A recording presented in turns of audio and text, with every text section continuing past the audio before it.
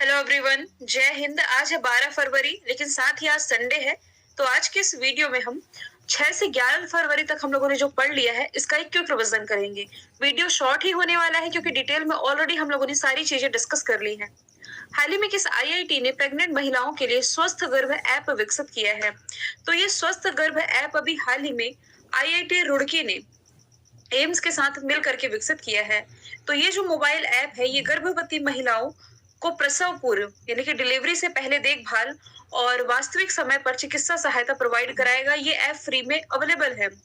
ये ग्रामीण क्षेत्रों में महिलाओं और उन लोगों के लिए एक महत्वपूर्ण उपकरण हो सकता है जिनकी डॉक्टरों तक आसान पहुंच नहीं है। तो इसे अभी हाल ही में आईआईटी रुड़की के द्वारा लॉन्च कर दिया गया है।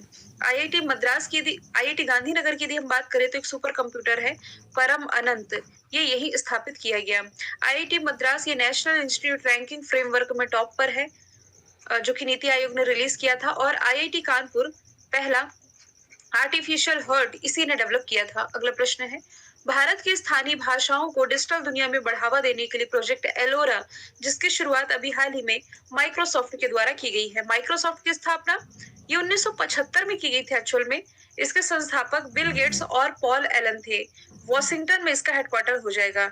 अच्छा, वॉशिंगटन किस नदी के किनारे बसा हुआ है?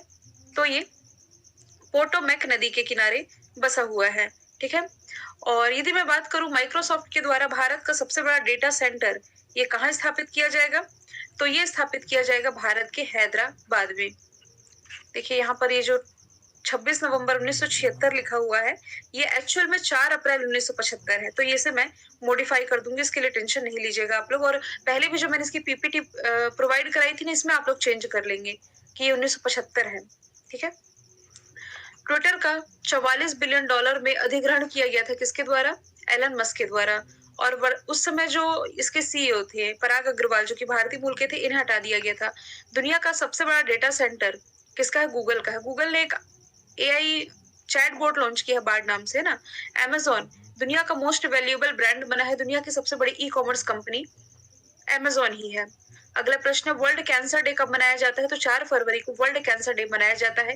कैंसर के प्रति लोगों में अवेयरनेस लाने के लिए दिवस मनाया जाता है। इस बार की थीम थी close the care gap, uniting our voices and taking action. 1 फरवरी को इंडियन कोस्ट गार्ड अपना स्थापना दिवस मनाता है और 2 फरवरी को वेटलैंड डे आर्द्र भूमि दिवस मनाया जाता है। मॉर्निंग कंसल्ट द्वारा जारी सर्वेक्षण के अनुसार 78% अनुमोदन के साथ दुनिया के सबसे लोकप्रिय नेता ये फिर से बन गए हैं प्राइम मिनिस्टर नरेंद्र मोदी। इसके बाद मैक्सिको के जो राष्ट्रपति है एंड्रेस मैनुअल एब्राडोर, ये दूसरे स्थान पर है। रिपोर्ट जारी की गई है मॉर्निंग कंसल्ट अमेरिका के द्वारा। जो बाइडेन अमेरिका के 46वें क्रम के प्रेसिडेंट है। ऋषि सुनक भारतीय मूल के हैं, यूके के प्राइम मिनिस्टर हैं। एफआईएच यानी कि international hockey federation president award से सम्मानित किसे किया गया है? तो वीके पांडियन, जो कि मुख्यमंत्री है नवीन पटनायक ओडिशा के, इन्हीं के सचिव हैं। तो हॉकी वर्ल्ड कप जो ओडिशा में आयोजित किया गया, तो इस टूर्नामेंट के दौरान इन्होंने जो अपना कंट्रीब्यूशन दिया है इस पूरे मैनेजमेंट में, इसके लिए इन्हें एफआईएच प्रेसिडेंट अवार्ड से सम्मानित किया गया है। इंटरनेशनल हॉकी फेडरेशन की स्थापना ना 1924 में की गई, लॉजन स्विट्जरलैंड में हेडक्वार्टर। और इसके जो अध्यक्ष है ना, ये तैयब इकराम हो जाएंगे।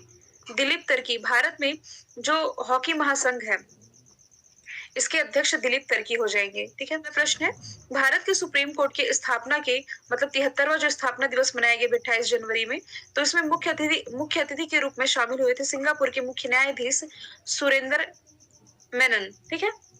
और ऐसा पहली बार हुआ जब सर्वोच्च न्यायालय ने अपना स्थापना दिवस मनाया है। सिंगापुर की capital Singapore city, Singapore dollar यहाँ की करेंसी हो जाएगी। बांग्लादेश की प्राइम मिनिस्टर शेख हसीना भारत के दौरे पर थी।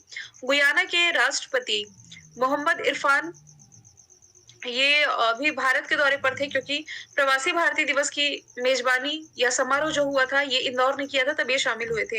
इजिप्ट मिस्र की यदि हम बात करें तो इसके जो राष्ट्रपति अब्दुल फतेह अल सीसी ये भारत में 74वें रिपब्लिक डे में मुख्य अतिथि के रूप में शामिल हुए थे। क्रिकेट के तीनों फॉर्मेट में सेंचुरी लगाने वाले सबसे युवा खिलाड़ी कौन बने? शुभमन गिल। पहले ये रिकॉर्ड नाम था ईशान किशन के। दिसंबर तक ईशान किशन के नाम था, लेकिन अभी जनवरी 2023 ये रिकॉर्ड आ गया शुभमन गिल के नाम।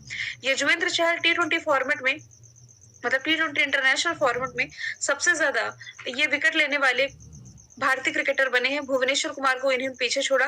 और अभी हाल ही में T20 international men's cricketer of the year ICC के द्वारा जो अवार्ड दिया गया है, सूर्य कुमार यादव को ही दिया गया है। लद्दाख का पहला जैव विरासत स्थल ये घोषित किया गया है लाला सो लेक को। चिल्का लेक ओडिशा में है। भारत में सबसे खारे पानी की झील, जबकि सबसे मीठे पानी की झील है वुलर लेक, को जम्मू कश्मीर में है।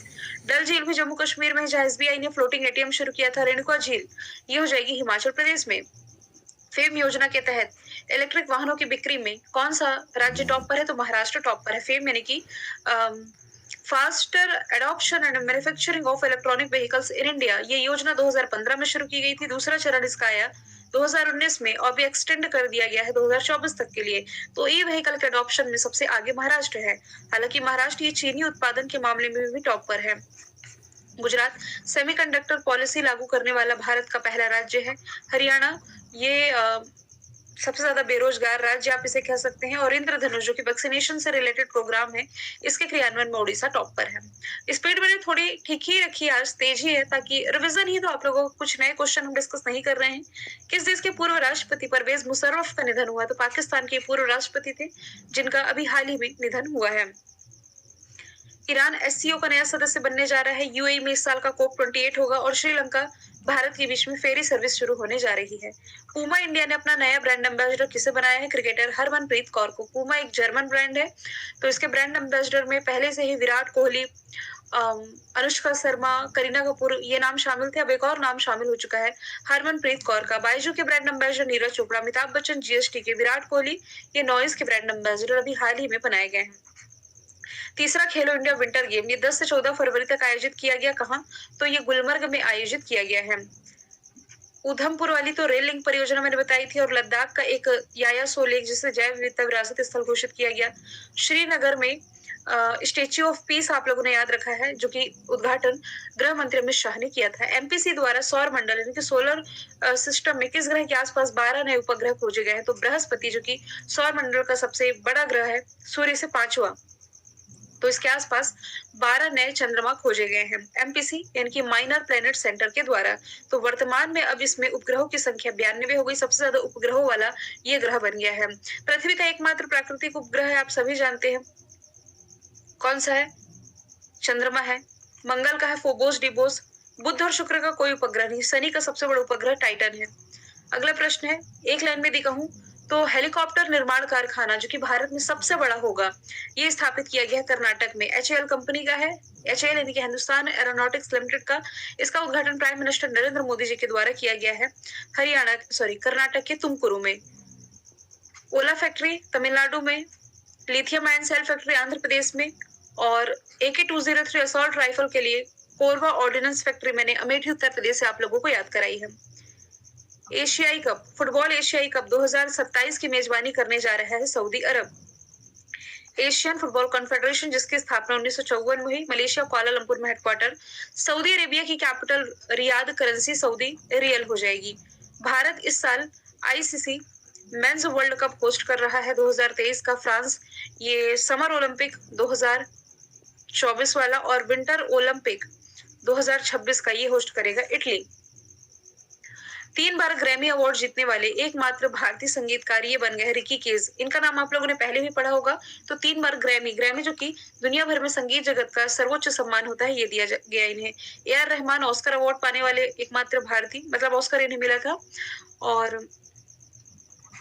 M कीरावनी, इनका जो गाना है नाटू नाटू, इसके लिए इन्हें अवार्ड मिला था। अगला प्रश्न है, किस राज्य ने इस्लाम नगर गांव का नाम बदल करके जगदीशपुर किया है?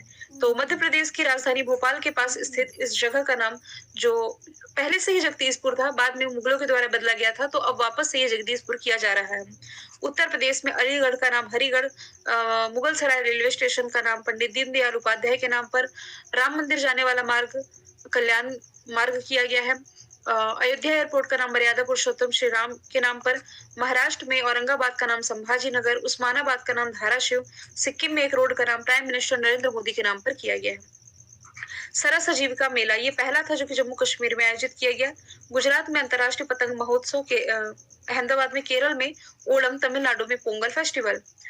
यात्रियों के लिए व्हाट्सएप फूड डिलीवरी की सुविधा अभी हाल ही में इंडियन रेलवे ने शुरू कर दी है। आप ट्रेन में बैठे बैठे व्हाट्सएप के थ्रू अपना खाना ऑर्डर कर सकेंगे। विस्तारा एयरलाइन है, brand ambassador Deepika Padukone. Air India Tata की हो चुकी है और इंडिगो स्वदेशी नेविगेशन सिस्टम गगन का इसने उपयोग किया था। पहली एयरलाइन बनी थी गगन का इस्तेमाल करने वाली। नेशनल आइस हॉकी चैंपियनशिप 2023 जो कि आईटीबीपी ने तीसरी बार जीत ली। आईटीबीपी यानी कि इंडो तिब्बत बॉर्डर पुलिस ने। केरल ने संतोष ट्रॉफी जीती। मुंबई ने विजय हजारे ट्रॉफी और माफ कीजिएगा, मुंबई ने सैयद मुश्ताक अली ट्रॉफी और सौराष्ट्र ने विजय हजारे ट्रॉफी 2022 अपने नाम की थी। यूनेस्को ने दुनिया का पहला जीवित विरासत विश्वविद्यालय ये घोषित किया गया है पश्चिम बंगाल के विश्व भारती विश्वविद्यालय को। गुरु नानक देव यूनिवर्सिटी ये नैक द्वारा ए ग्रेड प्राप्त करने वाली भारत की पहली यूनिवर्सिटी है। 125 स्मार्ट क्लासरूम वाला भारत का पहला विश्वविद्यालय, भारत ने दुनिया का पहला विश्वविद्यालय बनारस हिंदू विश्वविद्यालय BHU। और खेलो इंडिया यूनिवर्सिटी गेम्स के दूसरे संस्करण में जैन यूनिवर्सिटी बैंगलोर टॉप पर रही है।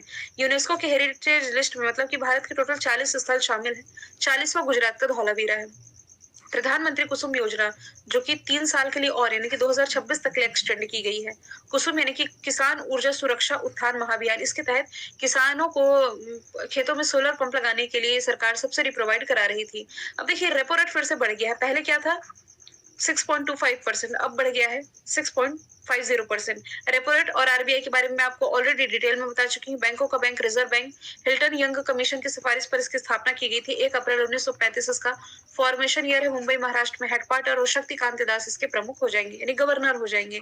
भारत ने तुर्की और सीरिया को हेल्प करने के लिए कौन सा ऑपरेशन चलाया? ऑपरेशन दोस्त। यहाँ ऑपरेशन दोस्त ही लिखा रहना चाहिए, फ्रेंड लिख गया है, कोई बात नहीं। तो हिंदी इंग्लिश दोनों में दोस्त ही होगा ऑपरेशन वो।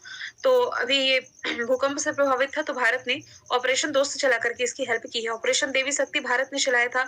अफगानिस्तान से भारतीयों को निकालने के लिए ऑपरेशन गंगा चलाया था। यूक्रेन से भारतीयों को निकालने के लिए ऑपरेशन ऑक्टोपस ईडी के द्वारा चलाया गया था PFI के खिलाफ, पॉपुलर फ्रंट ऑफ इंडिया जो कि एक इस्लामिक संगठन है, इसके खिलाफ। मातृभूमि बुक ऑफ द ईयर 2021-23 ये जीत लिया है डॉक्टर पैगी मोहन ने। इनकी किताब वंडर्स किंग्स एंड मर्चेंट्स के लिए। Geetanjali Shree tomb of sand इनकी किताब है जिसके लिए उन्होंने पिछला अंतरराष्ट्रीय पुरस्कार जीता था 2022 वाला। एनी अनॉक्स 2022 का लिटरेचर में साहित्य अवार्ड मतलब नोबल साहित्य award. Ruskin Bond how to become a writer, the blue umbrella ये इनकी प्रमुख किताबें हैं। अभी हाल ही में कौन सा देश ISA का पूर्णकालिक सदस्य बना है? तो इसमें से जो ब्राजील है ये इंटरनेशनल सोलर अलायंस का पूर्णकालिक सदस्य बन गया है। ISA के बारे में हालांकि कल ही मैंने आपको बताया था कि 2015 में इसकी स्थापना की गई थी ड्यूरिंग दी COP21 जो कि फ्रांस की कैपिटल पेरिस में हुआ था। अब कल एक्सप्लेन की थी इसलिए ज्यादा डिटेल में नहीं जाऊंगी। ब्राजील की कैपिटल ब्राजील या करेंसी ब्राजीलियन रियल हो जाएगी। अब कल का एक ही क्वेश्चन मैंने रखा है ताकि फिर वन लाइनर फॉरवर्ड में जब हम रिविजन करते हैं तो कल फिर से हो जाएगा। ईरान SCO का नया सदस्य पूर्वी तिमोर ये आसियान का नया सदस्य बनने जा रहा है। आसियान यानी कि association of south east Asian nation. SCO यानी कि संघाई कॉर्पोरेशन ऑर्गेनाइजेशन। यूक्रेन ये जल्द ही यूरोपीय यूनियन में शामिल हो सकता है।